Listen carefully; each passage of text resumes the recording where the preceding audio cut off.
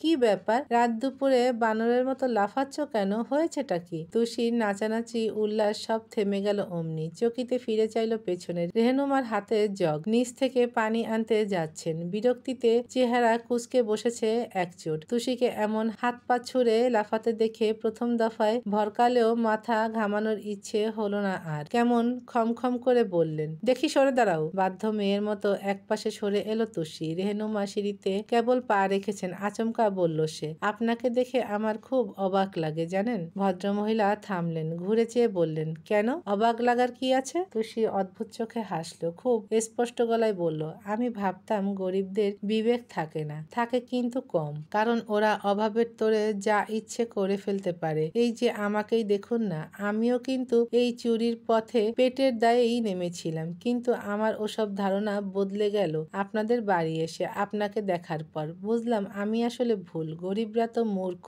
এক কলম পড়াশোনাও করেনি, তাই ভালো মন্দের জ্ঞান ওদের কম। কিন্তু আপনাদের কাছে সব আছে, মান সম্মান, টাকা, শিক্ষা, অথচ বিবেক সেটা এক আনাও নেই। আপনার মতো মহিলাদের কাছে নিজের সন্তান, নিজের রক্ত, নিজের আত্মীয়রাই সবকিছু। এখানে অন্যদের কোনো দামই নেই। সে যদি হয় আবার আমার মতো বস্তিতে বড় হওয়া মেয়ে, তাহলে তো সোনায় সোহাগা। অথচ আমাদের চোখে আপনাদের মতো গাড়ি চড়া মানুষকে কত সুখী মনে হতো এক সময়। কিন্তু যদি বিবেকই না থাকলো, তার সুখ দিয়ে কি হবে? সে তো মানুষই নয়, তাই না? রেহনুমা স্তব্ধ, বিস্মিত, হতবাক হয়ে বললেন, কি বললে আমাকে তুমি? তুষির চাহনি নির্ভীক, কাঁধ উঁচিয়ে বলল, আমি কি বললাম? বলেছিলেন তো আপনি। যে কাজ আমি করিনি তার জন্য আমাকে কত কি শোনালেন আজ। হ্যাঁ, এ বাড়িতে আসার পর থেকেই আমি আপনার কাছে পদে পদে খোঁটা শুনেছি, অপদস্থ হয়েছি, কিন্তু ওসব আমি কখনো গায়েই মাখিনি। লোকের গালমন্দ শোনার অভ্যেস ছিল আমার। অথচ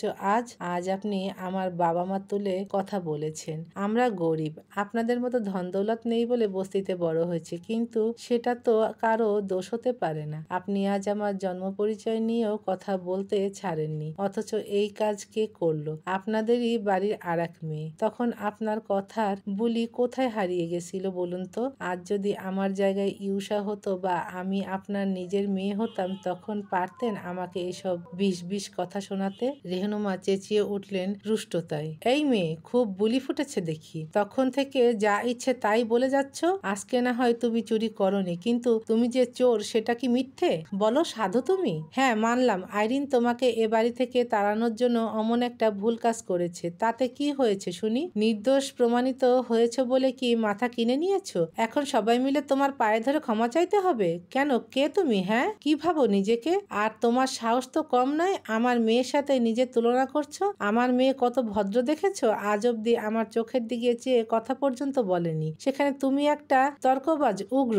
তোমার মতো মেয়ে আমি কখনো পেটে ধরতেই পারি না। তুষির মুখ কাগজের মতো সাদা হয়ে গেল, নিস্তব্ধ আওড়ালো, আপনি আবার আমার মাকে অপমান করছেন। হ্যাঁ করছি। কি করবে তুমি? কি করবে? সন্তান শুধু জন্ম দিলেই হয় না, শিক্ষা দীক্ষারও প্রয়োজন আছে। মেয়ে জন্ম দিয়ে রাস্তায় নামিয়ে দিয়েছে, পকেট কাটুক, চুরি করুক, তাতে কি? ঘরের টাকা তো আসবে। বলিহারি বাবা মায়েরা। তুষি প্রতিবাদ করে উঠল, আপনি আমার বাবা মা নিয়ে আরেকটা কথাও বলবেন না। কতটুকু জানেন আপনি ওদের ব্যাপারে? কতটুকু চেনেন? ওরা আমাকে নামিয়েছে না, আমি নেমেছি। সে রেহনুমা কথা কেড়ে নিলেন, সেসব আমার জানার কোনো দরকার নেই। নিজে সেদে কথা বাড়াতে এসেছো, তাই শুনেছ।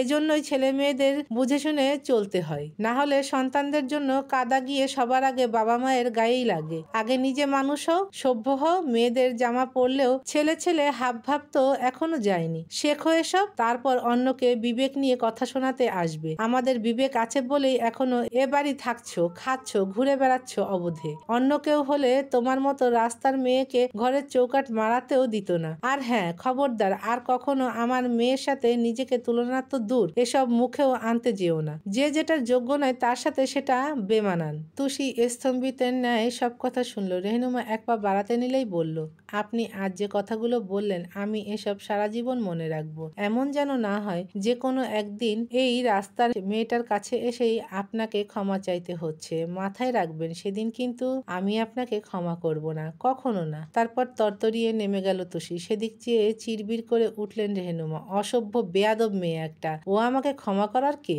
রাত প্রায় অনেক, যে যার ঘরে থাকায় লিভিং রুম ফাঁকা। স্টোর রুমে যেতে বসার ঘর ফেলে আসতে হয়। পানসুটে মুখে হাঁটতে হাঁটতে শুকনো ঢোক গিলল তুষি। কেন যেন বুক তোলপাড় করে কান্না পাচ্ছে হঠাৎ। আজ কি তুষি একটু বেশি নরম হয়ে এসেছে? না হলে ন্যাকা মেয়েদের মতো বারবার এমন চোখ ভরে আসছে কেন? কেন পৃথিবীর এই হাজার কোটি মানুষের মাঝে বড্ড তুচ্ছ লাগছে নিজেকে? তুষির ভেতরটা হু হু করছে মায়ের জন্য। আজ মা বেঁচে থাকলে ওকে নিশ্চয়ই চোর হতে দিতেন না, আর 5টা নারীর মতো বুকে আগলে মানুষ করতেন। কেন যে তুষি চোর হতে গেল? দাদির কথা মতো লোকের বাড়িতে কাজ করলেও বাবা মা নিয়ে কেউ এতটা অপমান করতো না বোধহয়। তুষির বেখেয়ালে কদম ফেলার মাঝে আচমকা ধাক্কা লাগলো আইরিনের সাথে। আপেল খেতে খেতে যাচ্ছিল সে। ভাবনায় মগ্ন মেয়েটা চমকে ওঠে, প্রকট চোখে ফিরে চায়। আইরিনকে দেখেই কপাল কুঁচকে বসে পরপর। তুষি ভেবেছিল এড়িয়ে যাবে, নিরস চিত্তে যেতে নিল। তখনই ভেংচি কাটলো আইরিন। কাঁধ থেকে চুলের ঝাপটা এমন ভাবে সরালো, সোজা এসে চোখে লাগলো তুষির। অমনি দাঁত কপাটি পিষে ধরলো মেয়েটা। মেজাজ এমনিই চটে আছে, আরো বিগড়ালো এবার। আইরিন পাশ কাটাতে গেলেই তুরন্ত খপ করে ওর হাতটা চেপে ধরলো তুষি। সে মেয়ে হতবুদ্ধি হয়, তেতে ওঠে পরপর। কোন সাহসে আমার হাত ধরেছো তুমি? ভেংচি কেটেছো কেন? আমার ইচ্ছে হয়েছে কেটেছি, ব্যাস। আমারও ইচ্ছে হয়েছে ধরেছি, ব্যাস। আইরিনের হাত তুলতুলে। তুষি ইচ্ছে করে কবজিতে আঙ্গুল দাবিয়ে দিল। ব্যথায় মুচড়ে উঠল মেয়েটা। আহ, লাগছে কেন? এখন লাগছে কেন? আমার পেছনে লাগার সময় এসব মনে ছিল না? তুমি কিন্তু খুব বাড়াবাড়ি করছো তুষি। ভাইয়া কি একটু তোমার পক্ষ নিয়ে কথা বলেছে সেজন্য এখন হাওয়ায় উড়ছো, তাই না? উড়ছি তো, এই যে দেখো আমার পিঠে কত সুন্দর দুটো ডানা, দেখতে পাচ্ছ না? পাবে কি করে? মনের মাঝে শয়তানি থাকলে এমন ভালো জিনিস দেখতে পাওয়া যায় না। হাত ছাড়ো আমার, খুব খারাপ হয়ে যাবে কিন্তু। তুষি নিরুৎসাহিত বলল। হোক খারাপ, আমিও খারাপ, তুমিও খারাপ। আর একটু খারাপ হলে দোষ কি? ও আরো ইচ্ছে করে বাঁধন শক্ত করলো। ব্যথায় চোখ মুখ খিচে নিল আইরিন। পরপরই কটমটিয়ে বলল, তোমাকে আমি। মেয়েটা অন্য হাত তুললো সপাটে এক চর মারবে বলে। চট করে ধরে রাখা হাতটা পিঠের সাথে মুচড়ে ধরল তুষি। এই ভুল করতে যেও না ডাইনি, কসম আল্লাহর, একেবারে হাত ভেঙে গলায় ঝুলিয়ে দেব। আইরিন আর্তনাদ করে উঠল। আহ, লাগছে আমার, ছাড়ো। কি ভেবেছিলে তুষি দুর্বল? মিনমিন করছে মানে গায়ে জোর নেই? এই হাত দিয়ে ছোটবেলায় ইট ভেঙেছি, পুকুর সাঁতরে মাছ ধরেছি, লোকের গাছে ঢিল মেরে ফল পেরেছি, আর তুমি এসেছো তোমার এই নেলপলিশ পরা হাত দিয়ে আমাকে মারতে? ভেবেছিলাম বয়সে বড় দেখে সম্মান দেব, কিন্তু তুমি শালি সম্মানের যোগ্য নও। তুমি আমাকে গালি দিলে? দিলাম, বস্তিতে বড় হয়েছি তো, এর চেয়েও সুন্দর গালি জানি। ভদ্রতার দাম যখন দিচ্ছ না, শোনাবো সেসব। রেহনুমা তক্ষণি হাজির হলেন সেখানে। বসার ঘরের এই দৃশ্যে রমণীর মাথা চক্কর দিল। চেঁচিয়ে উঠলেন হতবম্বতায়, এ কি? এসব কি হচ্ছে? এই মেয়ে, ছাড়ো ওকে, ছাড়ো। তুষি এক কথায় ছেড়ে দিল। খাঁচা থেকে ছাড়া পাওয়া মুক্ত পাখির মতো ছটফট করে সরে এলো আইরিন। টলমলে চোখে বলল, মামি, আমার হাতটা বোধহয় ভেঙেই গেল। রেহনুমা ছুটে এলেন। আইরিনকে আগলে ধমকে বললেন তুষিকে, তুমি তো আসলেই একটা চূড়ান্ত অসভ্য মেয়ে। এভাবে কেউ মানুষের হাত মুচড়ে ধরে? আপা, আপা, দেখে যাও ডাকাত মেয়েটা কি করেছে, দেখে যাও। তনিমার সারা শব্দ এলো না। তুষি বলল, মনে হয় ঘুমিয়ে গেছে, আমি গিয়ে ডেকে আনবো? ফাজলামো করছো? খুব সাহস বেড়েছে দেখছি। স্বার্থকে বলছি, দাঁড়াও। তুষি হাসলো, ভয় পেল না আজ। উল্টে বুক চিতিয়ে বলল, বলে দিন। বললে কি হবে? নালিশ করে বালিশ তো আর পাবেন না, কারণ উনি আমার হয়েই কথা বলবেন, আমি জানি। তারপর আইরিনের পানে ক্ষিপ্ত চোখে চাইল সে। মেয়েটা এখনো ফোফাচ্ছে, কবজি ডলছে সমানে। তুষি আঙ্গুল তুলে বলল, আমার পেছনে লাগতে এলে এমনই হবে। আপনাদের আদরের ভাগ্নিকে বলবেন এরপর থেকে যেন আমার সাথে বুঝে শুনে কথা বলে। রেহনুমা তাজ্জব চোখে বললেন, কেন? তোমার সাথে বুঝে শুনে কথা বলতে হবে কেন? কোন হরিদাস পাল হে তুমি? তুষি মাথাটা ঝুঁকিয়ে আনলো অমনি। চুল ব্যাক ব্রাশ করে বলল, আমি আমার স্বামীর বিয়ে করাবো, মিসেস ইয়াসির আবরার স্বার্থ। আমার স্বামী যদি শোনে না আপনারা আবার আমার সাথে এরকম করছেন, একেবারে কোমরে দড়ি পরিয়ে থানায় নিয়ে যাবে। আসলে আমাকে অনেক ভালোবাসে তো, তাই কেউ কিছু বললে সহ্য করতে পারে না, সেজন্য সাবধান। Mind your on business. তারপর এপাশ ফিরে বেনুনিটা সামনে থেকে পিছনে পিঠের উপর ছুঁড়ে মারল তুষি। ভেংচি কেটে খুব দাপট নিয়ে ঘরে ঢুকে গেল। আইরিন, রেহনুমার সব কথা শেষ। দুজনেই নির্বাক বনে মেয়েটাকে দেখে গেল শুধু।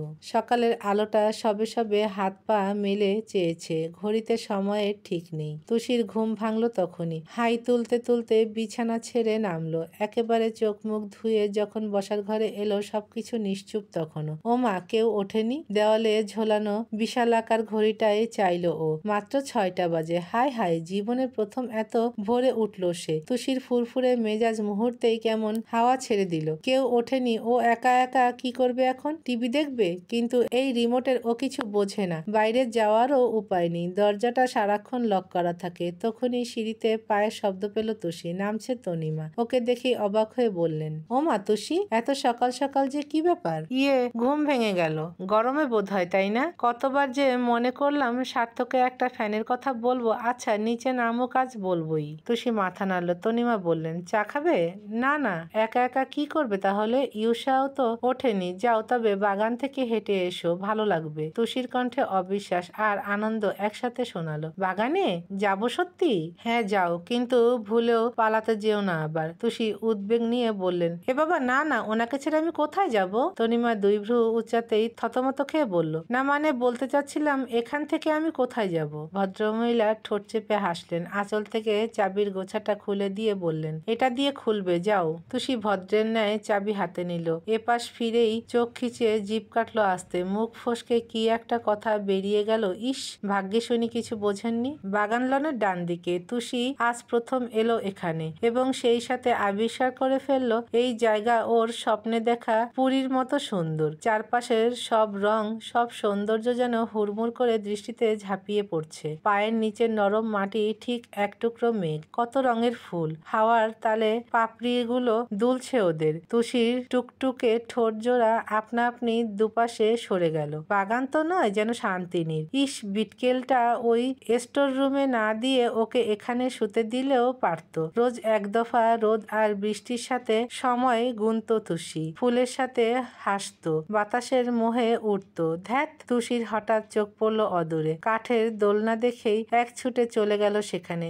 স্ফুট চিত্তে বসলো। তারপর এক পায়ে ভর দিয়ে ধাক্কা দিতেই দোলনা দুলে ওঠে। তার শীর্ণ শরীর সহ বাতাসে উড়ে বেড়ায়। তুষি আনন্দে খলবলিয়ে উঠল। খিলখিলে এক হাসি কণ্ঠ ফুঁড়ে ছিটকে এসে লুটিয়ে পড়ল বাতাসে। ইয়াসিরের আজ থানায় যাওয়ার তাড়া নেই, তাও স্বভাবসুলভ নিয়ম মাফিক সকাল সকালই উঠল সে। তনিমা এর মাঝে কফি দিয়ে গেলেন। ধোঁয়ায় ভর্তি মগ নিয়ে বারান্দায় থাই গ্লাস সরিয়ে মাত্রই এসে দাঁড়িয়েছে সে। কোত্থেকে ভেসে আসা হাসির ঝঙ্কার শুনে মগে চুমুক দিতে গিয়েও থামলো ইয়াসির। ঘাড় ফিরিয়ে চাইলো ভালো করে। দোলনায় দুলতে থাকা হলুদ জামা পরা মেয়েটা ওর চেনা তুষি। ইয়াসিরের কপাল বেঁকে গেল অমনি। বিড়বিড় করে বলল, এই চোর বাইরে গেল কি করে? তুষি যখন ভুবন ভুলে দুলছে, আচমকা দুটো হাত এসে কাঠটা ঠেলে দিল একটু।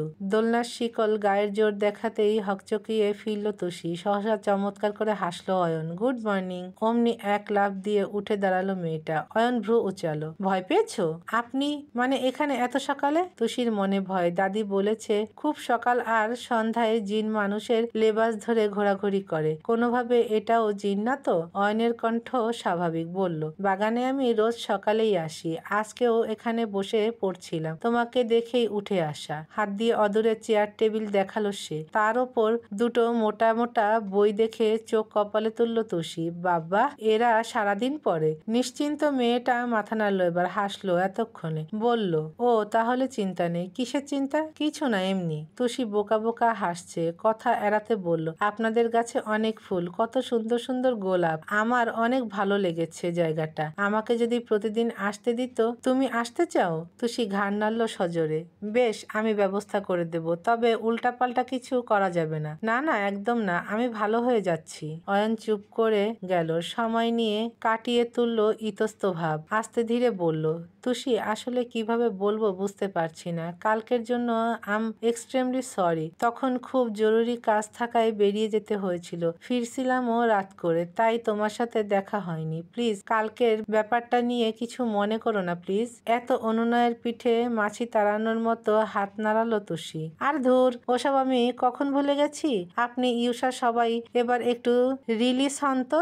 রিলিজ? ও, রিল্যাক্স। তুষি ঠোঁট টিপে মাথা চুলকালো। ইংরেজি বলতে চায় না, তাও বেরিয়ে যায় জিভ ফসকে। আবার ভুল, আবার বেজ্জতি। ওর মুখের অবস্থা দেখে মাথা নুয়ে হাসলো অয়ন। তারপর হলুদ ফুলে ভর্তি গাছের দিকে এগিয়ে গেল কয়েক পা। একটা রঙিন স্নিগ্ধ ফুল ছিঁড়ে এনে বাড়িয়ে দিল সামনে। বলল, beautiful flower for another beautiful lady. Tushi চোখের পাতা টুপটুপ করে ফেললো। অবৎসরে শুধালো, আমার জন্যে? অয়ন মাথা নাড়ে, তাড়া দেয়, ধরো। তুষি দোনামোনা করে হাতটা বাড়ালো। ফুল ধরতে ধরতে করতেই আচমকা চোখ পড়ল দোতলায়। ইয়াসির শক্ত পিলারের মতো দাঁড়িয়ে আছে সেখানে। ততক্ষণে গরম কফি শরবত হয়ে গেছে। তাতে কি? খুব তাজ্জব চোখজোড়া তার সেখানেই আটকে। ফুল দেয়া নেয়ার এই দৃশ্যটা যেন অনাকাঙ্ক্ষিত। ইয়াসিরের তাকানোতে স্পষ্টতা, কিন্তু অজান্তেই কেমন ঘাবড়ে গেল তুষি। দক্ষ শিকারীর ওই দৃষ্টির তোড়ে হাত খসে ফুলটা পড়ে গেল নিচে। অয়ন শ্বাস ফেলে দুপাশে মাথা নাড়ল।